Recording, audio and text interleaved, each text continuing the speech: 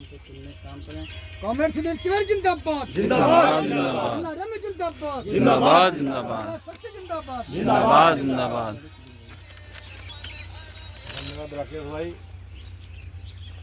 शाखा मंत्री सुनील भैया, देव कुमार जी डायरेक्टर, निर्मल भाई, कलामुद्दीन भाई, रमजान भाई, राजकमल भाई, एसएस गंगागंज और हमारे बड़े भाई राकेश जी, बहन ममता ट्रैकमैन और तमाम हमारे साथियों, चुनाव आते हैं और चले जाते हैं। चुनाव तो इसलिए हैं कि आपकी ताकत सरकार परखना चाहती है कि आप इकट्ठे हो या सरकार की चाल में फंस करके आप बिखर गए। लोकतंत्र के जितने भी देश में चुनाव होते हैं उसमें यही नियम है ना कि जो जीतेगा वो रहेगा और जो हारेगा वो बाहर जाएगा। लेकिन इस चुनाव में सरकार ने ऐसा नहीं किया। 35% आप ले आओ, 35 आप ले आओ, आपको ही मान्यता, उनको ही मान्यता। अब सरकार क्या चाहती कि उसने 5 यूनियन और खड़ी कर दिया। अब 20% ले आओ तो कोई यूनियन ही न रहे। भारत सरकार चाहती है पूरी तरह से रेलवे यूनियन विहीन हो जाए, नहीं जाना। और रेलवे में यूनियन अगर नहीं रहेगी तो फिर सरकार जैसे चाहेगी मनमाफिक तरीके से इसको बेचेगी व्यापारियों के हाथ से। आप सब पढ़े लिखे लोग हो, पेंशन एक मुद्दा है, हम ये नहीं कहते हैं। और पेंशन के लिए जितना संघर्ष एआरएफ ने, एनआरएमओ ने 2023 में किया, हर महीने की 21 तारीख को हम लोग इकट्ठा होते थे, मशाल जुलूस निकालते थे, धरना करते थे, प्रदर्शन करते थे, यहाँ से लेकर लखनऊ दिल्ली तक। 10 अगस्त 2023 को रामलीला मैदान में 5 लाख रेल कर्मचारी इकट्ठा हुआ। तो पेंशन के लिए कौन लड़ा? हम ही लोग लड़े। अब सरकार से नेगोशिएशन हो करके हमको जब 80 पैसा मिल गया है, 20 पैसा सिर्फ 10% आपका जो कंट्रीब्यूशन है उसकी लड़ाई है। भरोसा रखिए, अगर आपको फैमिली पेंशन दिलाए हैं, मिनिमम पेंशन दिलाए हैं, गारंटीड पेंशन दिलाए हैं, तो 10% प्रॉफिट सहित आपको पूरा नहीं मिलेगा। जो कहते हैं वो झूठ कहते हैं, हम कोई चुनावी वादा नहीं कर रहे हैं, क्योंकि हमको चुनाव के बाद भी आपके पास आना है। वो लोग हैं जो चुनाव के बाद आपके पास नहीं आएंगे। उस 10% प्रॉफिट में 40-50% आपके खाते में हम दिलाने का रिटायरमेंट पे काम करेंगे। उसमें हर 3 साल में रिवीजन होगा। तो आप उस स्कीम को पढ़िए, समझिए, पढ़े लिखे लोग हैं, उसके बाद उसको अडाप्ट करिए। हम उसके वो नहीं है कि हम उसको बेच रहे हैं, हम कोई उनके एजेंट नहीं है सरकार की। लेकिन जो आपको कंफ्यूज किया जा रहा है, ओपीएस दिला देंगे, ओपीएस दिला देंगे, उनसे पूछो कि भैया ओपीएस तुम्हारे जेब में रखी है क्या? आप इतने दिन से 2004 से स्कीम चल रही है, 10 साल केंद्र में आपकी सरकार थी, 14 साल से आपकी सरकार, आपने क्यों नहीं ओपीएस दिला दिया? रेलों में चुनाव आया तो एक मुद्दा लेकर के उड़ गए कि हम ओपीएस दिला देंगे, दिला कुछ नहीं पाएंगे। तो आपको समझने की जरूरत है कि कौन सा संगठन और कौन से लोग सुख दुख में आपके साथ खड़े रहते हैं।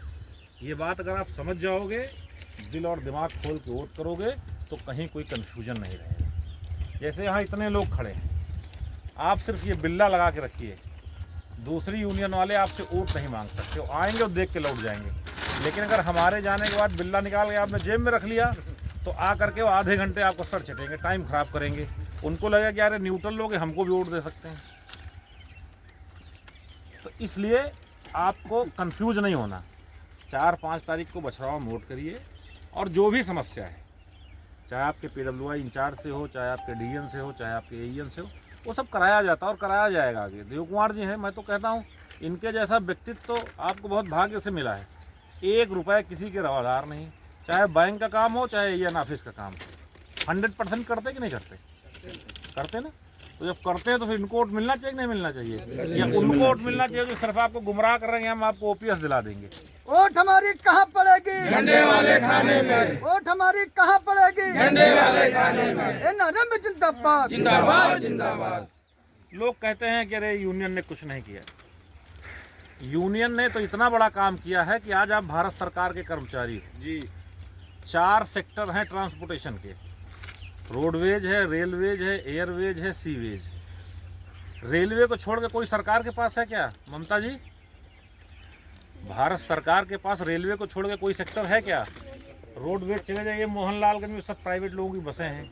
एयरपोर्ट में चले जाइए, सारे प्राइवेट लोगों के प्लेन हैं। सीवेज में सारी प्राइवेट कंपनियों के सी हैं, चाहे वो डोमेस्टिक हों और चाहे वो माल वाले हों। तो कहीं ना कहीं वो लोग इकट्ठे रहे तभी तो टूटे। हम इकट्ठे थे, 100 साल की यूनियन, हम इकट्ठे खड़े रहे, तभी सरकार हमको नहीं हिला पाई। 2019 में मोदी जी आए, उन्होंने कहा 100% FDI रेल में लागू करेंगे। FDI सब लोग समझते ना, फॉरेन डायरेक्ट इन्वेस्टमेंट, विदेशी पैसा लगेगा और रेल को जो है वो खरीदेंगे बेचेंगे। लेकिन कोई FDI का पैसा लगा क्या रेलवे में? नहीं लगा। किस लिए नहीं लगा? कि जो व्यापारी पैसा लगाता है वो पहले प्रॉफिट देखता है।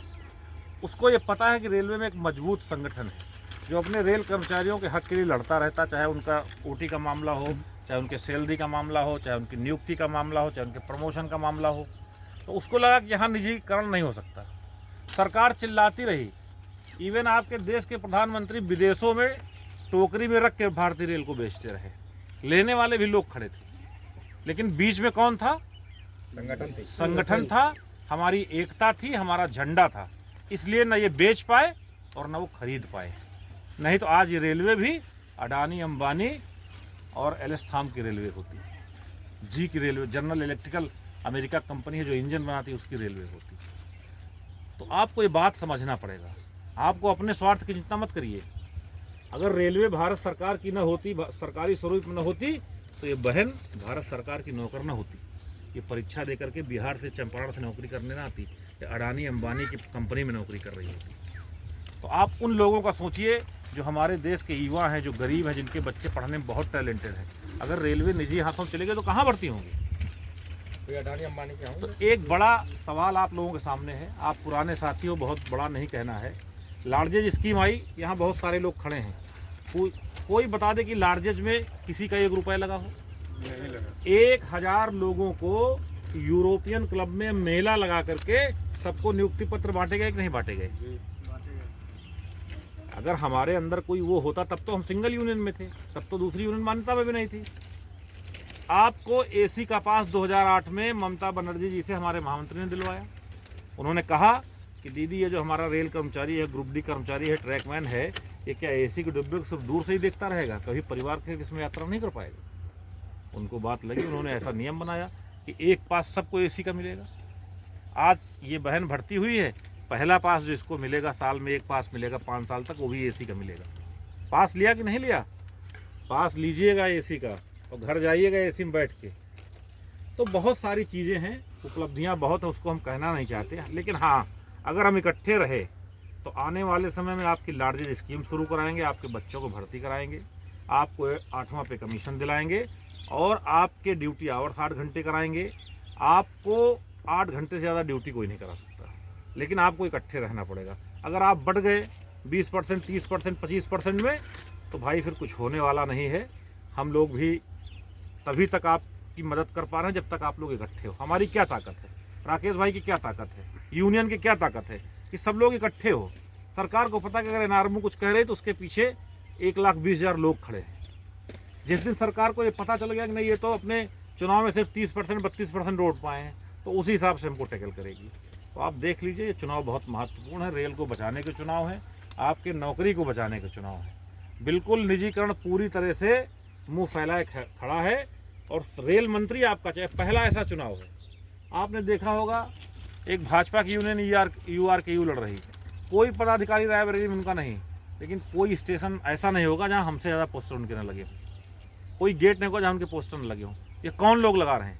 भारतीय जनता पार्टी के लोग लगा रहे हैं, संघ के लोग लगा रहे हैं। बड़ी बड़ी गाड़ियाँ उनको मिली हुई हैं, पैसा मिला हुआ है, और रेल के लोग नहीं है, बाहर के लोग आपको समझा रहे हैं, अरे ये 100 साल की यूनियन, इसको बाहर करो, हमको लाओ, हम ये देंगे। तो आदमी पुराने उस पर ट्रस्ट करता है कि नए आदमी करता है? पुराने पे ना। तो बेटा हमारा यही सबसे निवेदन है कि बहुत लोग आएंगे, हो सकता कोई हमसे व्यक्तिगत नाराज हो, कुछ लोग हमारे साथ रह के हो सकता नाराजगी हो, लेकिन आप समझदार लोग हैं, पढ़े लिखे लोग हैं, आप समझते हैं कि रेल किस तरह से चल रही है और किसी के उसमें आने की ज़रूरत नहीं है। आप लोग आराम से वोट करिए। 4-5 तारीख को बछराव में सबका वोट पड़ेगा, झंडा चुनाव निशान है। और जो भी आपकी समस्या है वो नार्दर्न रेलवे मेंटेनेंस की समस्या है। हमारे साथी राकेश, कलामुद्दीन भाई, राजकमल भाई, रमजान भाई, सारे लोग आपके बीच में काम करते हैं। कोई समस्या पड़ेगी सबसे पहले आप कौन खड़ा होगा? आपका पड़ोसी साथी खड़ा होगा। कुछ भी आपकी बिल्डिंग टीम में होगा तो सबसे पहले कलामुद्दीन और राजकमल ही खड़े होंगे, उसके बाद राकेश भाई आएंगे, फिर शाखा मंत्री आएंगे, फिर हम आएंगे, और दिल्ली वाला आदमी सबसे बाद में आएगा जब आपको रिलीफ का काम खत्म हो जाएगा। तो मेरा निवेदन है कि मदद करिए, वोट करिए। जय हिंद, जय मजदूर। बहुत बहुत धन्यवाद। अंतिम बात आप लोगों